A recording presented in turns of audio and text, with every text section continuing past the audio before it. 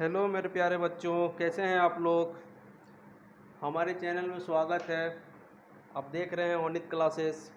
मैं हूं मुकेश कुमार। आज मैथ बुक का पहला चैप्टर प्रश्नावली 1.1 स्टार्ट करने जा रहे हैं।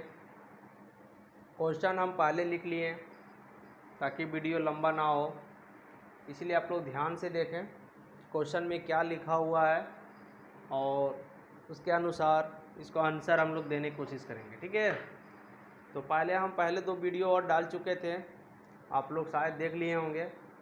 उसमें छोटा छोटा सा पॉइंट लिखे थे, प्राकृतिक संख्या, परिमेय संख्या क्या है नहीं है। तो अगर आप लोग पढ़े होंगे तो ठीक है, नहीं देखे होंगे तो वीडियो देख लीजिए आप लोग। ठीक है, देखिए क्वेश्चन में क्या बोला जा रहा है, इसको आप लोग ध्यान से पहले पढ़ेंगे और समझने की कोशिश करेंगे। लिखा है, क्या शून्य एक परिमेय संख्या है? क्या इसे आप p/q के रूप में लिख सकते हैं, जहां p और q पूर्णांक है और q नॉट इक्वल टू 0 है। q नॉट इक्वल टू 0 है और p/q के रूप में भी लिख सकते हैं, लेकिन वो नंबर नहीं दे रहा है। क्या दे रहा है? शून्य, 0 को दे रहा है। तो इसमें अगर हम आंसर लिखें, इसमें तो शून्य लिखते हैं सबसे पहले। तो शून्य अगर हम लिखे तो उसको किस फॉर्म में लिखना है? p और q के फॉर्म में। तो इसके नीचे कुछ नहीं, तो हर में हम 1 लगा सकते हैं, बिल्कुल लगा सकते हैं, कोई दिक्कत नहीं है। तो देखिए ये आपका p फॉलो कर रहा है, ये आपका q।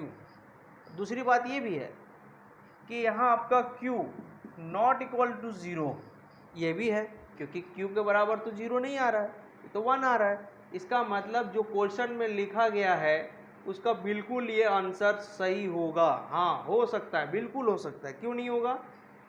क्योंकि इसमें p/q के फॉर्म में तो लिख दिए और q नॉट इक्वल टू भी 0 हो गया। इसका मतलब इसका आंसर क्या होगा? मतलब हाँ लिखे। ठीक है, इसका आंसर हाँ लिखे, क्योंकि क्वेश्चन है, इसमें पूछा है कि लिख सकते हैं, बिल्कुल लिख सकते हैं, हाँ ये आंसर दे सकते हैं, हाँ। ठीक है, दूसरा क्वेश्चन में क्या है, 3 और 4 के बीच में 6 परिमेय संख्या ज्ञात करने बोला है। कितना संख्या ज्ञात करना है? 6 परिमेय संख्या। तो इस तरह का क्वेश्चन को ध्यान से देखना है, समझना है, क्योंकि इस तरह का क्वेश्चन एग्जाम में आता भी है और बहुत सारा और भी क्वेश्चन है। इसमें एग्जाम्पल में भी क्वेश्चन होगा, हम सारा एक एक क्वेश्चन करवाएंगे आप लोग को। ठीक है, तो पहले समझ लीजिए इस चीज़ को, तो बनाने में भी आप लोग को सुविधा होगी और समझने में आप लोग को और आसान होगा। ठीक है, जैसे 3 और 4, तो देखिए हम यहाँ अगर हम लिखें 3 और यहाँ लिखें 4, क्या लिख सकते हैं? बिल्कुल लिख सकते हैं।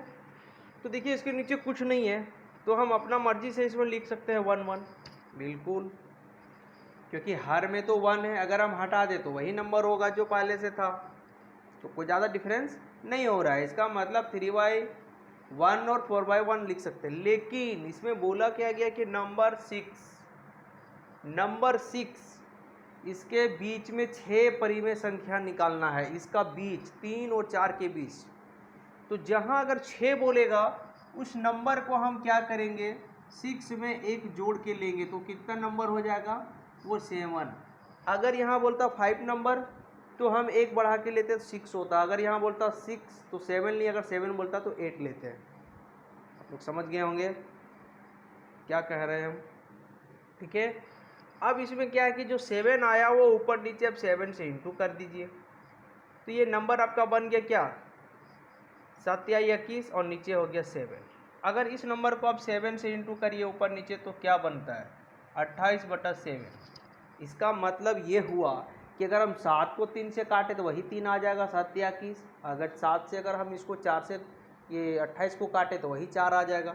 इसका मतलब अगर हम 3 को हम लिख सकते हैं 21/7 और 28/4 को भी हम 4 के जगह पर 28/7 भी लिख सकते हैं, कोई दिक्कत नहीं। अब इसके बीच में बोल रहा है कितना संख्या निकालना है? 6 संख्या। तो इजीली निकाल देंगे। कैसे? 21 के बाद क्या होगा? 22 लिख दीजिए, 23 लिख दीजिए, 24 लिख दीजिए, 25 लिखिए, 26 लिखिए और यहाँ 27 लिखिए और सबके नीचे 7 लगा दीजिए। बिल्कुल आसान है। अब देखिए 1 2 3 4 5 6 नंबर आ गया ना। टोटल कितना बोला, 6 परिमेय संख्या निकालना, 6 नंबर। तो इसका आंसर यही हो गया। ये तो इजी है। इस टाइप का क्वेश्चन कहीं भी आता है तो इस टाइप का बनाइए। इसका एक और मेथड है बनाने का, उसमें वो भी मेथड बता देंगे। पहले आप लोग ये मेथड सीख लीजिए, दूसरा मेथड भी बता देंगे। जैसे इस क्वेश्चन को देखिए, इस क्वेश्चन में देखिए उसी टाइप का है। बोला 3/5 और 4/5 के बीच 5 परिमेय संख्या ज्ञात कीजिए। पहले वाला क्वेश्चन में 6 परिमेय संख्या बोल रहा है, इसमें बोल रहा है 5 परिमेय संख्या ज्ञात कीजिए। तो सेम टू सेम उसी तरह करेंगे। करने क्या है कि हम यहाँ 3/5 लिखेंगे, उसी प्रकार यहाँ हम लिखेंगे 4/5 लिखेंगे। कोई दिक्कत है? नहीं है। लेकिन इसमें कितनी संख्या बोलिए? 5। तो 5 को हम लिख सकते हैं ना, 5 + 1 कितना हो जाएगा? 6 नंबर।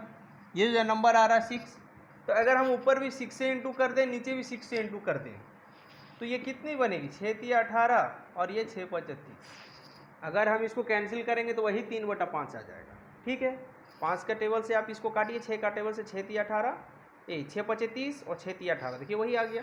उसी प्रकार हम इसको 6 से इंटू करेंगे, इसको भी 6 से। ये कितना आ जा रहा है? 24 और ये आ जा रहा है 30 आ रहा है। तो इसका मतलब जहाँ हम 3/5 है वहाँ तो हम 18/30 लिख सकते हैं, इसको मिटा सकते हैं, कोई दिक्कत नहीं है। ठीक है, इसको भी मिटा सकते हैं। इसके जगह पर हम ये लिख सकते हैं 24/30। अब इसके बीच कितनी संख्या है? 5। तो 18 के बाद क्या होता है? लिख दीजिए आराम से 19, यहाँ लिख दीजिए 20, यहाँ लिखिए 21, यहाँ लिखिए 22, यहाँ लिखिए 23 और यहाँ लिखिए 24। हो गया ना? तो 23 लिखिए, यहाँ हो जाएगा 5 संख्या। कौन कौन? 30 लिख देते हैं नीचे सब में, हर में कोई चेंजिंग नहीं करना है, जो है वही रखिए। तो देखिए 1 2 3 4 5, 5 संख्या आ गया। कितना संख्या निकालना था? 5। 5 बोला तो 5 ले आए, ये इसका आंसर हो गया। आप लोग वीडियो पॉज करके लिख लीजिए, फिर अगला क्वेश्चन बताते हैं। तो आप लोगों को क्वेश्चन लिख लिए होंगे, ठीक है। इस एक्सरसाइज का प्रश्नावली 1.1 का आपका ये चौथा क्वेश्चन है और ये लास्ट क्वेश्चन है। इस क्वेश्चन को ध्यान से पढ़िए, आप लोग क्या लिखा हुआ है। बोला है कि नीचे दिए गए कथन सत्य है या असत्य, कारण के साथ अपने उत्तर दीजिए। क्वेश्चन में क्या बोला है कि क्वेश्चन को पढ़िए और इसको बताइए कि कौन सत्य है और कौन असत्य है। तो पहला नंबर में क्या बोल रहा है कि प्रत्येक प्राकृतिक संख्या एक पूर्ण संख्या है। देखिए हम इससे पहले वाला वीडियो में प्राकृतिक संख्या के बारे में बताए हैं, अगर आप लोग देख लिए होंगे तो बहुत अच्छा है, नहीं देखे होंगे तो वीडियो देख लीजिएगा, तो आप लोग को ज़्यादा समझ में आएगा। ठीक है, तो प्राकृतिक संख्या क्या है?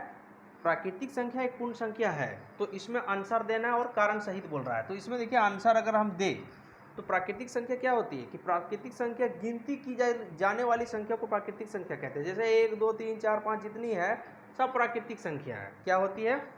1 2 3 जितनी संख्या है सब प्राकृतिक संख्या कहलाती है। तो प्राकृतिक संख्या एक पूर्ण संख्या होगी। पूर्ण संख्या क्या होती है? क्योंकि प्राकृतिक संख्या के आगे ही 0 लगता है। अगर 0 लग जाए तो वो कहलाने लगती है पूर्ण संख्या। तो प्राकृतिक संख्या के आगे अगर 0 लग जाए तो वो पूर्ण संख्या कहलाती है। तो क्वेश्चन में क्या बोला गया कि प्राकृतिक संख्या एक पूर्ण संख्या हो सकती है? बिल्कुल हो सकती है। क्यों हो सकती है? क्योंकि प्राकृतिक संख्या पूर्ण संख्या ही होगी। क्यों होगी पूर्ण संख्या? क्योंकि देखिए आपका प्राकृतिक संख्या 1 2 3 है, क्योंकि पूर्ण संख्या तो 0 से स्टार्ट होती है और प्राकृतिक संख्या कहाँ से स्टार्ट होती है? 1 से स्टार्ट होती है। जब 1 होगी तो पूर्ण संख्या होगी, बिल्कुल होगी। तो ये आंसर आपका क्या हो जाएगा इसमें कि सत्य है। इसका आंसर हम लोग क्या लिखेंगे? सत्य है। क्या है? सत्य है। ठीक है, आंसर सत्य है, कोई दिक्कत नहीं है इसमें समझने में, क्योंकि पूर्ण संख्या ही पूर्ण संख्या के अंदर प्राकृतिक संख्या सब अंदर उसके अंदर आता है, क्योंकि पूर्ण संख्या में आगे 0 के बाद से स्टार्ट होता है 1 2 3। ठीक है, इसीलिए सारा प्राकृतिक संख्या पूर्ण संख्या हो सकती है, कोई दिक्कत नहीं। प्रत्येक पूर्णांक एक पूर्ण संख्या हो सकती है। पूर्णांक का बात कर रहा है और पूर्ण संख्या, बिल्कुल गलत। क्यों गलत होगा वो समझिए। क्योंकि पूर्णांक एक इंटीजर्स होता है। इंटीजर्स बोले तो इसमें धनात्मक और ऋणात्मक दोनों होता है। तो धनात्मक मान लेते हैं, 1 ले लेते हैं, तो वो पूर्ण संख्या हो सकती है। पूर्ण संख्या नहीं होगी, बिल्कुल गलत हो जाएगा। क्यों पूर्ण संख्या होगी? क्योंकि 0 से स्टार्ट होता है। और ये तो आपका मान लेते हैं हम यहाँ पर -4 ले लिए, तो -4 कैसे शामिल होगा पूर्ण संख्या में? इसलिए ये नहीं हो सकता, ये गलत है। ये लिखेंगे हम लोग असत्य, ये असत्य होगा। तो उदाहरण के लिए आप आंसर इसको दे सकते हैं। क्या आंसर दीजिएगा? कि -4 एक पूर्णांक संख्या है, ठीक है। -4 एक पूर्णांक संख्या है जो ऋणात्मक है, जो पूर्ण संख्या नहीं हो सकती है, ठीक है। ये बिल्कुल गलत है, असत्य होगा। आप देखते हैं अगला, बोलता है प्रत्येक परिमेय संख्या एक पूर्ण संख्या होगी। परिमेय संख्या, प्रत्येक परिमेय संख्या एक पूर्ण संख्या होगी, ये भी गलत बोल रहा है। प्रत्येक परिमेय संख्या एक पूर्ण संख्या कैसे हो सकती है? मान लेते हैं परिमेय संख्या किसको बोलते हैं? जिसको p/q के रूप में लिख सकते हैं। अगर हम मान लेते हैं, इसमें एग्जाम्पल ले लें 3/4, चलिए 3/4 ले लिए, तो देखिए p/q के रूप में आ गया 3/4, तो ये पूर्ण संख्या कैसी होगी? पूर्ण संख्या तो 0 से स्टार्ट हो रही है, 1 2 3 4 5 ऐसे जाएगा, तो ये भी रॉन्ग हो जाएगा, ये भी आपका गलत होगा। तो इसको आंसर कैसे देंगे हम लोग? असत्य, असत्य, ठीक है। तो ये भी आंसर असत्य होगा। तो इस प्रकार इसका आंसर हम लोग दे सकते हैं। एग्जाम में सब नहीं पूछता है, फिर भी जानकारी होना चाहिए, बेसिक चीज़ है, जानने से कोई दिक्कत नहीं है। जब स्टार्ट किए हैं प्रश्नावली 1.1 तो पूरा क्लियर हो गया, ये पॉइंट चैप्टर कंप्लीट कर दिए हैं, मतलब एक प्रश्नावली 1.1 क्लियर हो गया आपका, ठीक है। अब देखेंगे प्रश्नावली 1.2, ठीक है। ये वीडियो अच्छा लगता है तो आप लोग शेयर करिए, दोस्तों लोग को बताइए, क्योंकि बोर्ड का पूरा यहाँ तैयारी करवाएंगे हम, ठीक है। मैथ कंप्लीट होने के बाद 2-3 चैप्टर डालने के बाद हम साइंस का भी डालेंगे, फिजिक्स केमिस्ट्री बायो 2-2 चैप्टर करके सबका डालेंगे, ठीक है। तब तक के लिए धन्यवाद आप लोग।